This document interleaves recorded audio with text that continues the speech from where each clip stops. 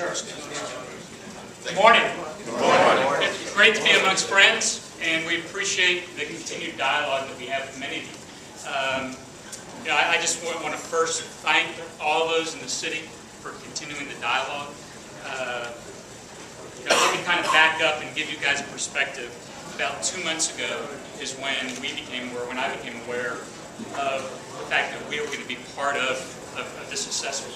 So we started doing our diligence. We reached out to the city, as we would in this case, and just trying to build a little background as far as what the impact of HISD would be. So personal measures aside, I'm here representing HISD, and I want you to know last Thursday, I think we sent a message, a very strong message, not necessarily saying that we're definitely not opposed to drainage, remediation, or any efforts to do that.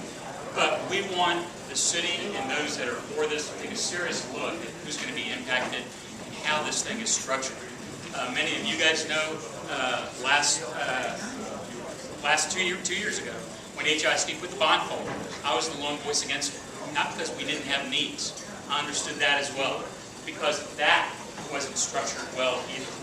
So I think as we go forward, there's ideas and opportunities to think out of the box. Norm mentioned the fact that many of our dollars are stretched. We understand that. We've had some great dialogue with the mayor. We understand all the entities, the challenges that we face. But this fee will impact HISD from what we see. And again, that could change. Early estimates are anywhere around the $3.5 million range. And as Norm says, we have been very diligent stretching our dollars where they belong. I am a very strong fiscal agent at HISD. That's my focus. I'm a business person. We have been putting more and more of our dollars, of your dollars, into the classroom, and that's where they belong, not to feed administration. So as we're doing that, we know this is going to stretch us, as Norm said, up to possibly 70 teachers. And if you start looking at how the impact of that occurs, you start seeing a snowball effect. You start seeing potential class size increases. You start seeing possible reduction in programs. We are very concerned about any reduction in dollars at this stage of the game. We're concerned about the state. My good friend Rob Eisler, the chair of the House Education Committee. Rob, I was with the other day, and he says, Greg, bear down. There's going to be some cuts. HISD can face about $50 to $75 million cuts from the state. I don't know where that's going to come from, but we're going to do our diligence. We're going to do our job. And I think we have done a great job in staying above the fray on this. Our resolution states that simply that we would hope we would be exempt as another taxing entity. We've been working very closely with the Ministers Against Crime, the Archdiocese.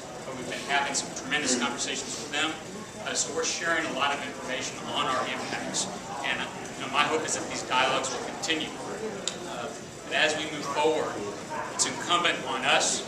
Again, we passed this resolution unanimously as a board, unanimous. And we have a stake in the city as well. But we would hope that everybody looks at the impacts as a whole and starts structuring programs, I think, wisely and prudently as we move forward. So thank you for this opportunity. Appreciate your time. God bless you.